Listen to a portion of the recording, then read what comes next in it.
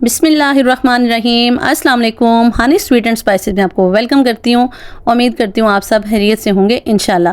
तो जी देखिए जी, मैं आज आपके लिए कितनी ज़बरदस्त सी एक रेसिपी लेकर आई हूँ। ये बीफ के कीमे से बनाई गई है और बहुत ज़्यादा सॉफ्ट सी और बड़ी ज़बरदस्त सी ये बनी है। तो चलिए रेसिपी को स्टार्ट करते हैं, फिर आपको बताती हूँ कि मैंने कैसे बनाई थी।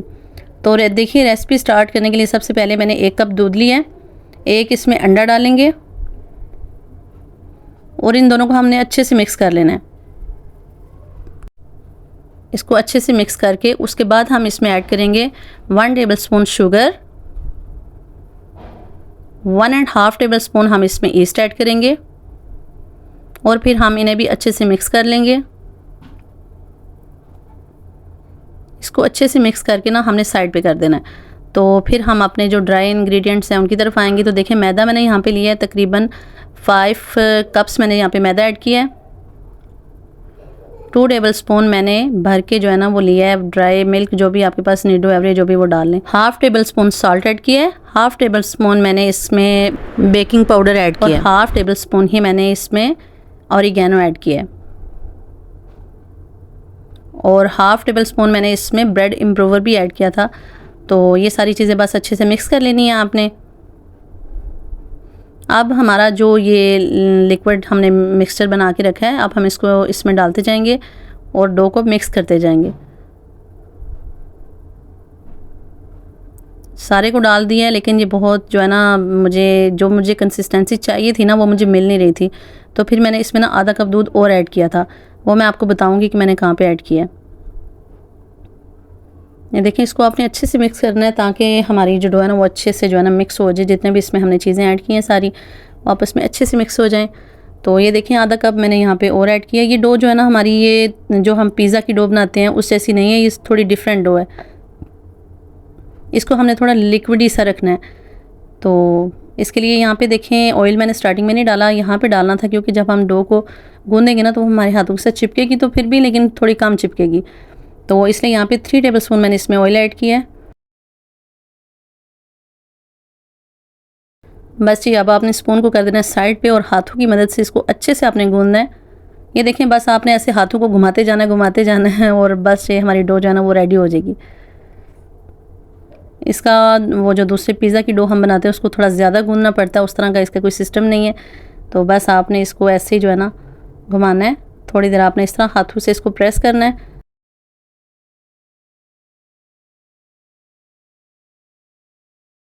इसी तरह आपने इसको घुमाते घुमाते रेडी कर लेना है। ये बड़ा ज़बरदस्त ये जो हमारी ब्रेड है ना ये रेडी होगी, मैं आपको दिखाऊंगी। और जो डो है ना हमारी, ये देखना कितनी अच्छी राइज होगी। तो बस अब आपने इसको रख देना जब तक ये डबल नहीं हो जाती। तो तब तक हम अपनी सॉस रेडी करते हैं। तो देखें जी, सॉस के लिए मैंने 1 टेबलस्पून मैंने चॉप किया था लहसुन, वो डाला है। 3 टेबलस्पून मैंने ऑयल ऐड किया है।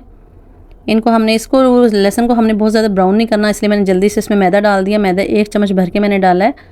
तो इनको अच्छे से जो है ना ऑयल में मिक्स करना है। इसको मैदे को 2 मिनट के लिए आपने इसको भून लेना है ताकि इसका जो कच्चापन है वो ख़त्म हो जाए। इसको अच्छे से मिक्स करना है आपने। बस ये जो है ना ये तकरीबन हमारा कुक हो गया मैदा। अब हम इसमें दूध ऐड करेंगे। तो दूध ही मैंने 1 कप भर के मैंने दूध डाला इसमें।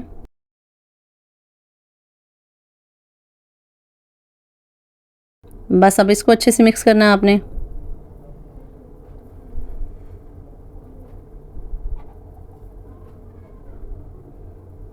इसको अच्छे से मिक्स करते जाना। और अब हम यहाँ पे ना चीज़ ऐड करेंगे।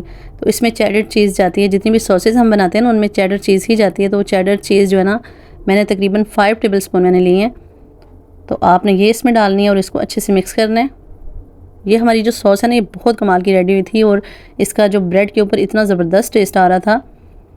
तो इसलिए आप अगर इजीली बना सकें तो इसको ज़रूर बनाइएगा, ये बहुत मज़े की होती है। बस इसको अच्छे से मिक्स करके फिर उसके बाद हमने इसमें आधी चम्मच जो है ना ब्लैक पेपर डाल देनी है और 1 चुटकी हमने नमक डालना है। ठीक है, नमक बहुत ज़्यादा आपने ऐड नहीं करना, सिर्फ जो है ना आपने 1 पिंच जो है सॉल्ट वो ऐड करना है। क्योंकि ज़्यादा जो है अगर नमक डाल गया तो फिर इसका ना सॉस का जो अपना टेस्ट है वो ख़त्म हो जाएगा।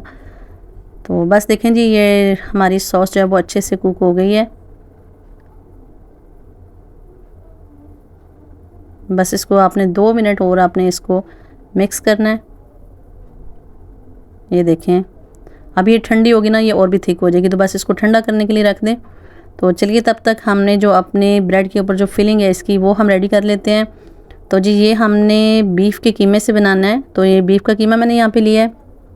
بیف کا قیمہ اگر آپ نے لینا نا تو آپ نے اس کو بوائل کر لینا ہے. میں نے اس کو بوائل کر لیا ہے کیونکہ اگر ہم اوون میں اس کو کوک کریں گے تو پھر ہمیں ٹائمنگ زیادہ لگانی پڑے گی، اور اگر زیادہ ٹائمنگ لگائیں گے تو پھر ہماری بریڈ ہارڈ ہو جائے گی، تو پھر وہ ظاہر ہے وہ کھانے کے قابل تو نہیں رہے گی. تو اس لیے قیمے کو نا آپ نے پہلے سے بوائل کر لینا ہے. تو اس کے ساتھ ہی کچھ ویجیٹیبلز دیکھیں میں نے اس میں ڈالی ہیں. ایک بڑے سائز کا میں نے پیاز لیا تھا، اس کو چوپ کر لیا ہے. ایک چھوٹا سا ٹماٹر میں نے ایڈ کیا، اور ایک میڈیم سائز کی میں نے شملہ مرچ لی تھی وہ اس میں ڈال دی ہے.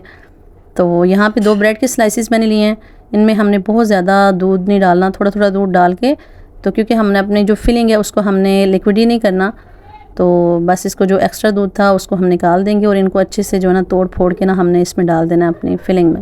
پھر اس کے بعد جی دیکھیں ہم نے کچھ سپائسز ایڈ کرنے ہیں. نمک 1 چمچ، لال مرچ کا پاؤڈر 1 چمچ، لہسن پاؤڈر 1 چمچ، زیرہ 1 چمچ، گرم مسالہ آدھی چمچ، خشک دھنیا 1 چمچ بھر کے، اوریگینو تھوڑا سا اوریگینو اور تھوڑی سی کالی مرچ میں نے ایڈ کیا یہاں پہ.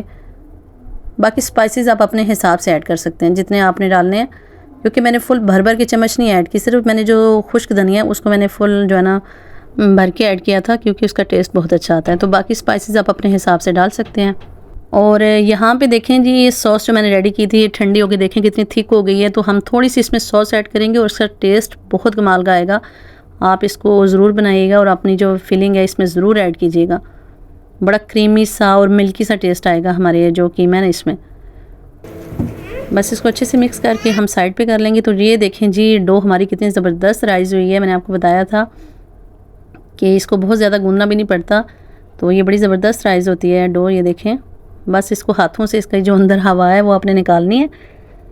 تو بس آپ نے اس کو نا تھوڑا سا آپ نے اس کو ہاتھوں کی مدد سے کرنا ہے تاکہ اس کے اندر جتنی بھی ہوا وغیرہ وہ ساری نکل جائے. تو بس دیکھیں جی یہاں پہ میرے جو اوون کی ٹرے ہے میں نے وہی لی ہے.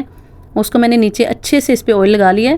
آپ نے بھی ساری ٹرے پہ اچھے سے آئل جو ہے نا آپ نے اسپریڈ کر دینا ہے. پھر جو ہماری ڈو ہے اس کو اسپیچولا کی مدد سے آپ نے ساری ڈو کو اس پہ ڈال دینا ہے ٹرے پہ. اور اب آپ نے اس میں اپنے ہاتھوں کی مدد سے ہاتھوں پہ آپ آئل لگاتے جائیں گے اور اس کو جو ہے نا اسپریڈ کرتے جائیں گے پوری ٹرے پہ، کیونکہ اس طرح ہاتھوں پہ چپکے گا. دیکھیں میں آئل لگاتی جا رہی ہوں اور اپنے ہاتھوں سے پوری ٹرے میں نے اپنی ڈو کو سیٹ کر لیے. بس اچھے سے یہ سیٹ ہوگی. اب ہم اس کی پارٹیشن کریں گے سائڈ پہ نا. اس کے دیکھیں تھوڑے تھوڑے وقفے سے میں ہاتھوں کی مدد سے اس کے نشان لگا رہی ہوں، کیونکہ ہم نے یہ بریڈ بنانی ہے تو بریڈ کے تھوڑی جو ہے نا اچھا لگتا ہے اس کے سلائسز تھوڑے نظر آ رہے ہوں جس طرح بریڈ بنتی ہے. تو آپ یقین کریں آپ چکن بریڈ کو بھول جائیں گے. آپ یہ اگر آپ کے پاس بیف کا قیمہ پڑا ہے تو آپ یہ بریڈ بنائیں، یہ بہت زبردست بنتی ہے اور بڑی مزے کی نا بہت زیادہ سپائسی. اگر آپ سپائسی کرنا چاہتے ہیں تو آپ اس میں جو ہے نا سپائسز اور زیادہ ایڈ کر سکتے ہیں. تو یہ دیکھیں جو ہم نے یہ اپنی بنائی تھی سوس اس کو ہم اوپر سب سے پہلے اس کو لگائیں گے. جتنے بھی ہم نے پارٹس بنائے ہیں اس کے اس سب کے اوپر ہم اس کو سپریڈ کرتے جائیں گے.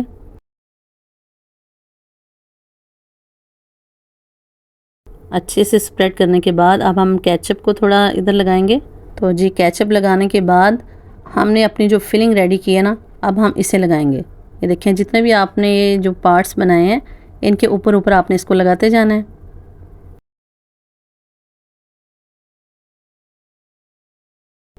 آپ اس کو ضرور ٹرائی کیجیے گا، آپ کو یہ بہت زیادہ پسند آئے گی. اگر آپ اسے چکن سے بنانا چاہتے ہیں تو چکن سے بھی بنا سکتے ہیں. تو چکن میں مسئلہ یہ ہے کہ صرف آپ جو ہے نا آپ اس کو بوائل نہ کریں قیمے کو، آپ ایسے قیمے کو رہنے دیں. ایسے اس میں سارے یہ سپائسز اور یہ ویجیٹیبلز اس میں ایڈ کر لیں اور آپ اسے اوون میں اسی ٹائمنگ پہ رکھ دیجیے گا.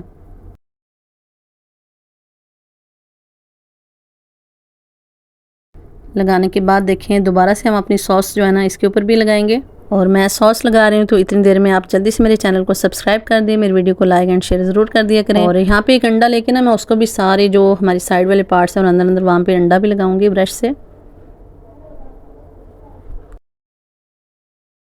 آپ پوری ویڈیو دیکھیے گا، کوشش کیجیے گا کہ ویڈیو سکپ نہ کریں، کیونکہ جب پوری ویڈیو دیکھیں گے تبھی آپ کو جو اصلی ایکچولی ریسپی ہے اس کا آپ کو پتہ چلے گا۔ تو یہ چیز جو میں ڈال رہی ہوں تھوڑی سی صرف اوپر اس کی جو ہے نا کور کرنے کے لیے جو ہم نے فلنگ ڈالی ہے، ورنہ اس کا کچھ چیز پل نہیں ہم نے بنانا، کیونکہ ہم پیزا نہیں بنا رہے، ہم بریڈ بنا رہے ہیں، اور ہم چیزی بریڈ نہیں بنا رہے۔ تو جی اس کی بیکنگ کا ٹائم یہ ہے کہ آپ نے اس کو 180 پہ 35 منٹ کے لیے رکھنا ہے۔ پہلے 10 منٹ کے لیے آپ نے پری ہیٹ کر لینا ہے۔ پری ہیٹ کرتے ہوئے دونوں راڈ آن کرنے ہیں، اور جب آپ اس کو رکھیں گے اوون میں تو پھر آپ نے صرف نیچے والا راڈ آن کرنا ہے، اور اینڈ پہ پھر اوپر والا کر کے اس کو کلر دینا ہے۔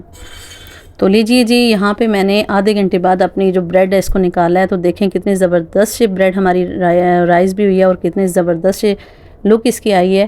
اور میں بھی آپ کو چیک کرواتی ہوں، اس کی سافٹنس چیک کریں کتنی زبردست ہے۔ تو چلیے جی انشاءاللہ نیکسٹ ریسپی کے ساتھ پھر سے ملاقات ہوگی، تب تک کے لیے اجازت دیجیے، اللہ حافظ۔